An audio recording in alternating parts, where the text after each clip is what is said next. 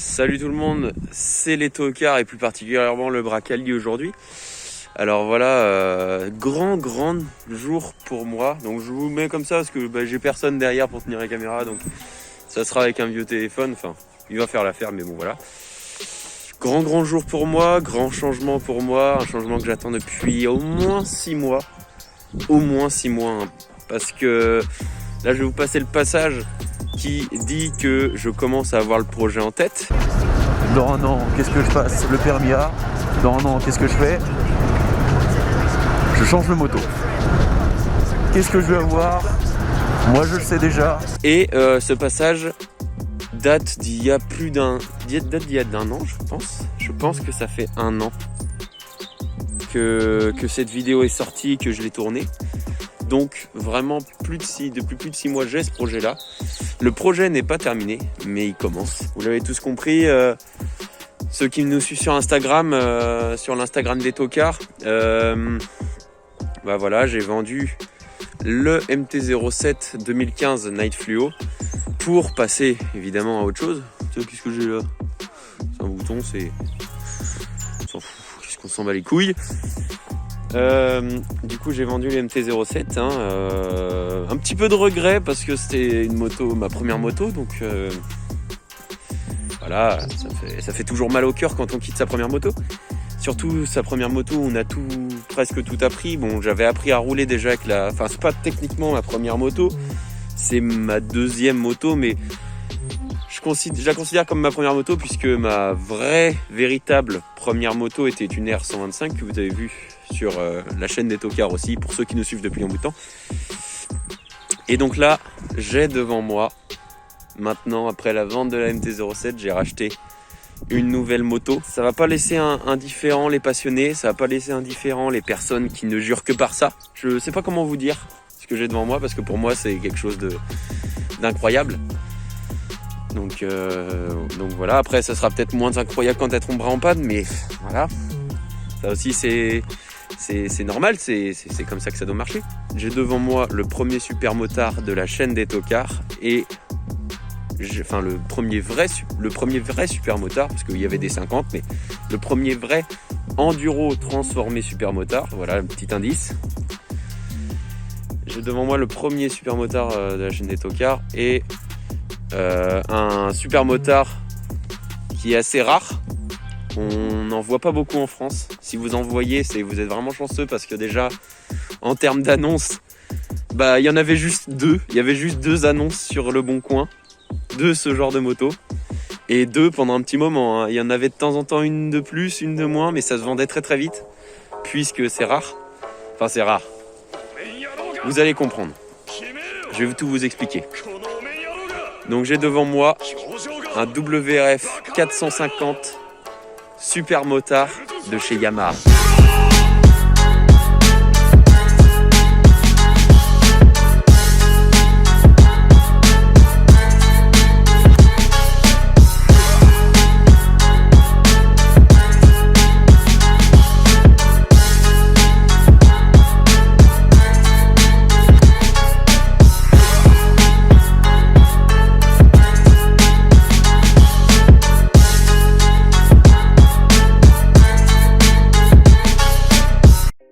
Donc voilà, j'espère que vous m'entendrez bien comme ça. Donc je vais hausser un peu le ton, je suis désolé si du coup ça fait bizarre parce que vous avez un bon son. Parce que je sais pas trop ce que donne mon téléphone au niveau micro à distance, parce que autour, vraiment proche, il donne un bon son, mais distance, je sais pas. Donc voilà, j'espère qu'elle vous plaît, parce que moi elle me plaît. Bon, malgré que vous avez pu remarquer avec les images, elle a beaucoup de défauts, surtout esthétiques. Donc ça on va en parler après. Je préfère faire un topo vraiment bien ancré. Je l'ai pas précisé tout à l'heure, c'est un 450 WRF de 2012. C'est pour ça qu'il y a des défauts. Elle commence à avoir de l'âge, elle a 9 ans, bientôt elle a la dizaine l'année prochaine. Mais elle n'a que 6000 km, donc ça fait très peu, mais c'est normal pour ce genre de moto. Donc tout d'abord, on va remonter un peu dans le passé et on va se demander pourquoi j'ai choisi ça. Alors, il faut savoir qu'avant, Vraiment, ah, tiens, il y a des motards qui se font plaisir, qu'on entend de loin. Avant, j'étais vraiment axé sportive. C'est d'ailleurs pour ça que j'ai choisi la R125 de chez Yamaha pour me faire plaisir dans ma première moto. J'étais très axé sportive puisque j'adorais le monde du MotoGP, que j'adore toujours. Hein. Mais j'étais vraiment en kiff là-dessus. Je vais au Grand Prix de France moto depuis que je suis tout petit. Et voilà. Donc j'étais vraiment axé sportive. Sauf que j'ai découvert la MT-07 ensuite et j'ai découvert une position un peu plus typée supermoto comme ça.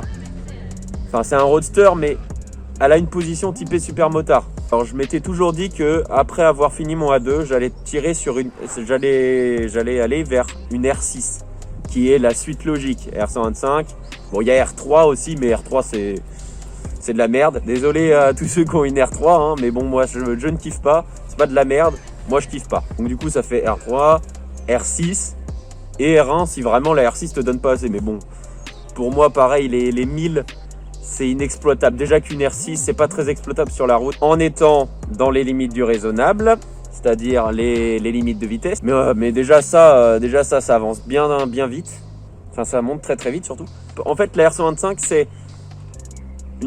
c'est un châssis de sportif, c'est-à-dire c'est un châssis dérivé de la R6 et de la R1, donc c'est un châssis très précis qui ne bougera pas dans les virages. Et j'ai découvert un monde un peu plus instable, je sais pas comment dire, non un peu plus joueur, comme la MT-07 où même dans le virage tu peux recadrer, repencher un peu plus, nanana. Ça te permet des erreurs. Et c'est joueur aussi. Tu peux rentrer en glisse avec une MT, je le faisais un petit peu mais putain j'ai mal aux jambes, et je le faisais pas trop. Et je me suis dit, allez, t'es jeune et con, prends pas un R6, tu vas te tuer avec. Tu vas rouler à 300, tu vas te tuer. Et du coup, je me suis dit, tiens, il y a le monde du supermotard qui m'intéresse de plus en plus, je me penche beaucoup plus. C'est aussi une mode, je suis d'accord, il y a la mode du supermotard qui arrive, enfin qui est très émergent. Mais voilà, je me suis dit, pourquoi pas tester un supermotard. Je me suis renseigné. J'ai vu tous les défauts, hein. Ça je connais par cœur, tout ce qu'il y a à faire dessus. Moi qui étais motard daily avant d'avoir passé le permis voiture, oui d'ailleurs, en parlant de la voiture, je vais vous la présenter. Hop.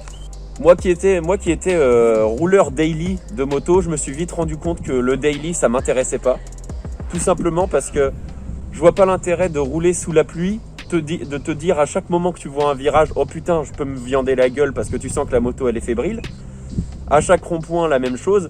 Et de te dire, si tu accélères un peu trop fort, et que tu as l'arrière qui tracte fort, comme avec une MT-07, et que ça part en fait de la saucisse, et puis tu te retrouves la gueule par terre.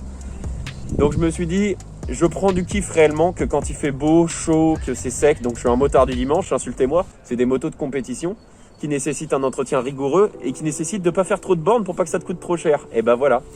Du coup, les deux s'allient.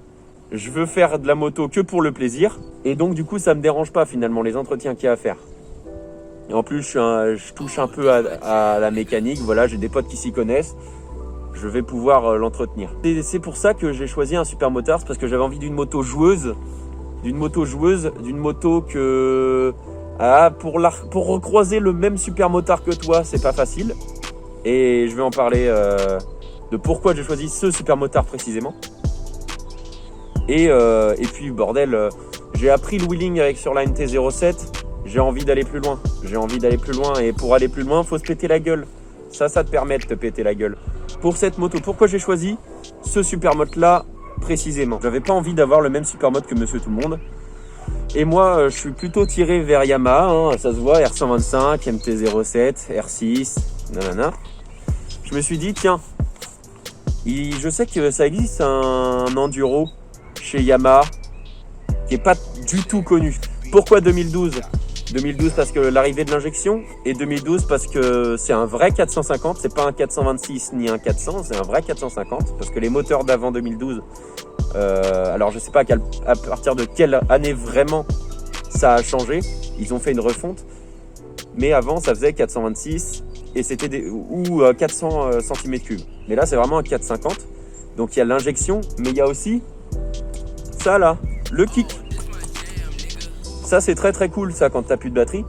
Et puis c'est stylé de démarrer c'est stylé de démarrer sa bécane au kick. Donc voilà, je vous emmerde. Donc voilà, j'ai choisi cette meule. Alors pourquoi j'en ai choisi une dans cet état-là? Tout simplement parce que c'est une moto qui a fait de l'enduro. Enfin, je l'ai pas choisi dans cet état-là. Enfin, oui, je l'ai choisi dans cet état-là, mais l'esthétique est dégueulasse. Je m'en branle. Puisque de toute façon, même si l'esthétique était neuf, j'aurais changé. Parce que je suis comme vous, je suis comme toi là derrière la caméra. La plaque phare là, elle est dégueulasse sa mère. Donc je vais la changer, je vais mettre une autre plaque phare. Je vais tester des trucs. Voilà, on verra ce que je retiendrai le plus. Donc ça, c'est un projet qui vient de débuter. Pourquoi elle est aussi abîmée? Parce qu'elle a fait de l'enduro, cette petite gazelle. Puis que je suis la 3e main, donc il y a eu 2 personnes avant moi. Mais les jantes Supermode sont en super bêta. C'est le seul truc qui est en super bêta. Sinon, les carénages, tout ça. Mais je vous dis, ça va dégager très très vite. Tout ça, tous les carénages vont dégager très très vite. C'est déjà commandé. Enfin voilà. Ça fait 2 semaines que je l'ai. Hein. Voilà. Donc je l'ai acheté comme ça. Et encore, c'est moi qui ai foutu les clignots en mode bas les couilles, puisque ces carénages, je vais les garder pour m'en servir en enduro et pour apprendre le wheeling. J'ai foutu la plaque pareil en mode balèque. Il n'y a pas de pot d'échappement, vous l'avez sans doute remarqué, il n'y a pas de pot. Ça aussi, ça va être changé. Bon, d'ici 2-3 mois, ça devrait être bon. Il y aura un bon petit pot d'échappement, je vous dis pas ce que c'est, mais ça va ouatter, hein, je peux vous le dire. Ça va gueuler, mais gueuler. Oh, ça va être beau. Parce que là, ça fait un vieux bruit de casserole. Hein. Voilà. Donc on verra bien. Hein. On verra bien, et puis vous allez la revoir d'ici peu. Allez, ciao.